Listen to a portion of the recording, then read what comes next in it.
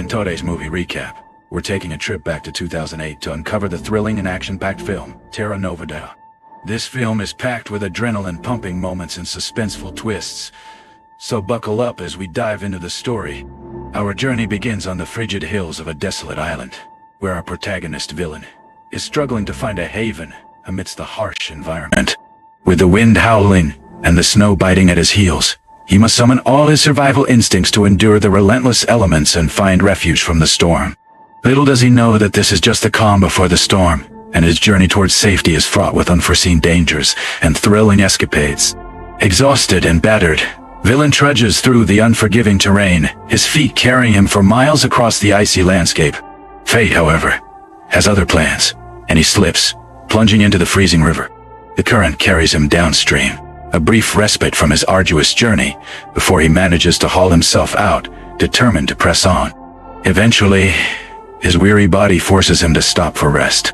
Leaning against a large boulder, he chews on a flower, his mind drifting back to the events that had led him to this isolated island. The prisoner's responses to the governor's question varied. Morayak longed to lay eyes on the sea. Yakut yearned to witness the war against China. Obizhanka remained tight-lipped. Abisian aspired to work in the prison and rise to the rank of governor. Tole wanted to track the progress of the space station, and Sipa missed the company of women. Villain's response, however, was left untold. Unbeknownst to them, their answers would shape their destiny. The governor revealed that they had been chosen for a transfer to a penal colony, marking a turning point in their lives. Before long, they found themselves aboard a ship, sailing toward an uncertain future. Their dreams and desires would be tested in the face of the challenges that awaited them at the colony. Aboard the ship, the prisoners were once again divided into groups and confined to cells, mirroring the hierarchy of their previous prison. Among them, Abisian asserted his dominance, going as far as taking another man's life to claim a bed as his own. As the hatch closed and the boat set sail, fear gripped the prisoners, suspecting that their transfer was a ploy to let them perish at sea. The situation quickly escalated as tensions rose, and the men turned violent. In the midst of the chaos, Villain's thoughts drifted back to a conversation he had with Sepa, a mentally unstable inmate known for his nonsensical ramblings and drawings on the prison walls. Sepa had spoken of a third place, beyond heaven and hell, a purgatory meant for people like them. Julian, at the time, had dismissed it as mere madness, but now, facing potential death, he found himself contemplating the validity of Sepa's words. It seemed their fate hung in the balance between heaven, hell, and this mysterious third realm. As the initial panic subsided, a semblance of calm returned, and the prisoners settled into their journey, passing the time with casual conversations and meager meals. However, this tranquility was short-lived. Midway through their voyage, a gang escaped from their cell, searching for their compatriot. Abasian, feigning negotiation, cunningly lured their target to his demise, igniting a riot. The prisoners erupted in a frenzy of violence, striking and killing each other through the bars that separated them. Amid the chaos, an elderly man named Starry stood apart, choosing prayer over participation in the bloodshed. The riot was swiftly quelled by the guards, who arrived with a warning shot before rendering the rioters unconscious with sleeping gas. Amid the chaos, Starry opted to remain a spectator, observing from a distance as a gang formed a strategic line around the keys, deterring their rivals from accessing them. Meanwhile, another group turned their attention to the crates left by the guards, arming themselves with weapons and instigating another wave of violence. The battle raged on, leaving dozens of men dead in its wake. Ali's gang ultimately gained the upper hand, with Ali securing a jacket and a pair of decent shoes for himself and Starry. However, their momentary peace was short-lived as Moriak seized the opportunity to strike, killing Ali with a rock. In the ensuing chaos, Abasian claimed Starry's life in a similar fashion. The three men who attempted to reach the buoy by boat met a grim fate, perishing in the unforgiving sea. Villain, recognizing the dire situation, chose to forge his own path. He ventured away from the warehouse, determined to survive on his own and find a way off the island. This brings us full circle to the beginning of our story, with Villain exploring the island in search of a suitable campsite. He eventually discovered a snow-free area, with a rocky formation that offered some shelter from the elements. Exhausted and homesick, Villain settled in that spot, cherishing a hidden photograph of his family that he had kept safe within the confines of his prison uniform. The weight of his longing for them overwhelmed him, and he fell asleep with tears in his eyes. Sipa proposed a trade salt for some of the roasted bird, and Zilling agreed. As Sipa ventured to gather more wood, his eyes fell upon the cherished family photograph hanging on the rocks, prompting him to blow a kiss at Thailand's wife. The two men shared the bird, and as they finished their meal, Sipa walked to the edge of the cliff, revealing his fear of jumping to his death. He inquired about Thailand's reluctance to end his life, to which Thailand confided that it was his family, specifically his desire to be buried alongside them, that kept him going. With their loved ones gone, Thailand longed for a final resting place beside them, a wish that could not be fulfilled if he perished on the island. The two men retired for the night, but Thailand's peace was short-lived. Upon waking, he discovered that Sipa had taken his precious photograph to fuel his own fantasies.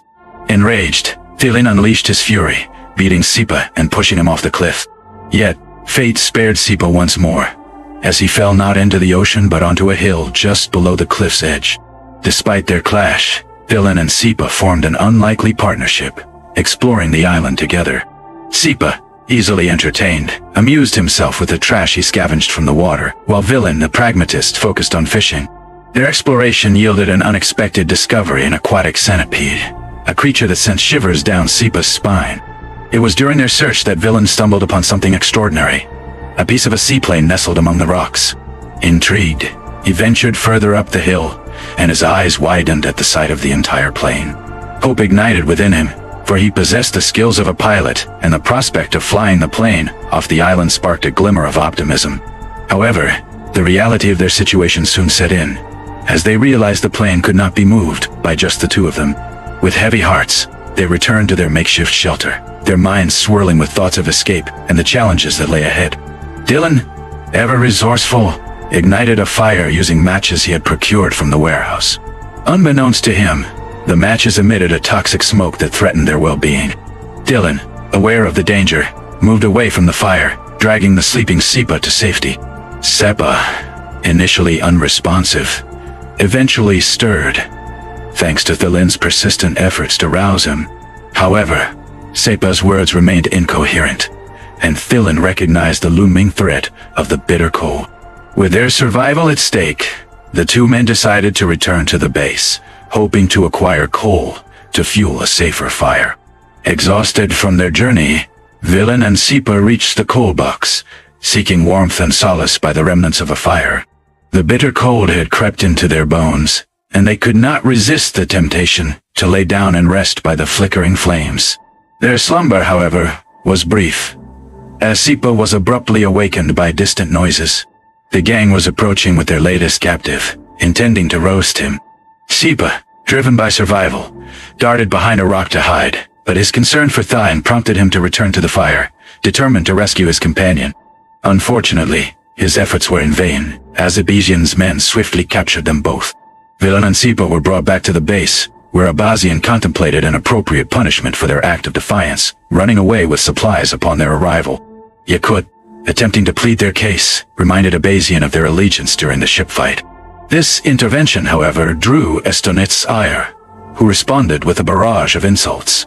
Yakut's retaliation was swift and physical, striking Estonet's.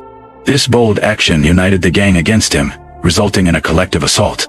Consequently, Yakut shared the same fate as Villain and Sipa, confined to the barracks, where they endured the harsh conditions together. As the time to return drew near, Villain lingered, reluctant to rejoin the group. Sipa, however, pulled him inside, ensuring they remained together. They bore witness to the tragic fate of the last standing man, who pleaded for a cup of water as his final wish. Sipa, driven by compassion, granted the man's request before his life was brutally taken. Later, as the group prepared to retire for the night, they contemplated the possibility of rebellion. Uncertainty lingered, as the risks were undeniable. Yet, Shram's persuasive words ignited a spark of hope, convincing them that it was a risk worth taking. The morning brought a new development, as Tolia revealed to Abolishing a secret trap he had devised in his workshop to deter potential thieves. Following their daily walk, Estonets attempted to resume the usual routine. However, this time, only two men ran, while the rest stood their ground, united in defiance. Yakut, Taking a stand, hurled a rock at astronauts to silence him. In a bold move, Dylan approached Abolishing, proposing a deal. He offered to divulge the location of the plane he had discovered in exchange for a trip to the buoy to request more food.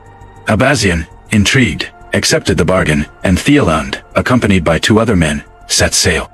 Meanwhile, Abolishing inquired about Villain, learning of his past as a pilot, the tragic plane crash that took his family's lives, and his subsequent imprisonment for the murder of flight dispatchers with a rifle.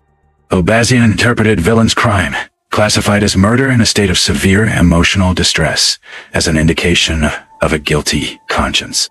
Once the boat had reached a safe distance, he reneged on the deal, ordering the group back to the barracks. Yukut's attempt to challenge this decision cost him his life, and Abolishing seized another man to continue the game.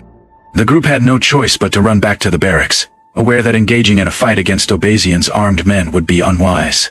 At sea, one of the men fell overboard, but his companions managed to rescue him just in time. Tolia, upon reaching the buoy, requested assistance, only to discover that it was malfunctioning. Despite his expertise, he was unable to repair it. They returned to shore, and Thielund relayed Abolishing's promise of incoming food.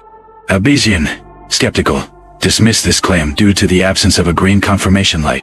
Tolia reminded him of the existence of the plane, but Abolishing remained unconvinced. However, Obashanka's reaction to the mention of the plane was peculiar, as he began to move about with his arms outstretched, mimicking a plane in flight. Abolishing, irritated by Obashanka's peculiar behavior, grabbed him by the neck, creating an opportunity for Tolia to strike from behind and end Abolishing's life. Amurbek and Erzanov, seizing the moment, turned against their own gang, killing the rest of their comrades. They watched as Estonans fled, narrowly escaping a similar fate. The trio sought Thielund's guidance on their next course of action. Thielund requested the liberation of the men from the barracks, assuring them that food was indeed on its way, and that the absence of a confirmation light was due to a malfunction. The men expressed skepticism, noting the abundance of bodies they could consume, but Tolia advocated for a proper burial. Thielund reinforced Thielund's claim about the plane, and after some deliberation, Amurbek and Erzina acquiesced. The prisoners were set free, assured that they would await the arrival of food for a few days. The dynamic had shifted, and the men agreed to forgo their previous practice of cannibalism, opting for cooperation and calm. Plans were set in motion to rescue the plane, which would be housed in a hangar they intended to construct. The group was determined to repair the plane over time, envisioning it as their ticket off the island. Their plans were abruptly interrupted by Sipa, who, in a state of delirium, insisted there was no satellite, using sand and 3 bodies to spell out an SOS message.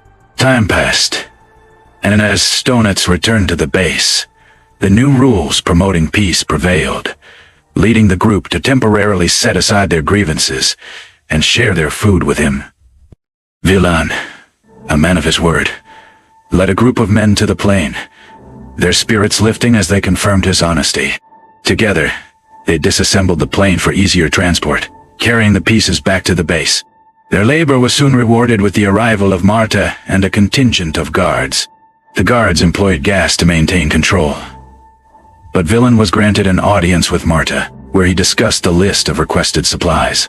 Marta expressed confusion over their request for gas, to which Villain clarified it was intended for the generators, which were designed to be wine-powered, but malfunctioned during the polar night.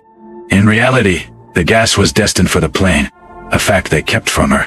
Villain seized the opportunity to inquire about Sipa's SOS message, and Marta revealed that their satellite was infrared, capable of detecting heat signatures, such as those emitted by stoves, but not written messages.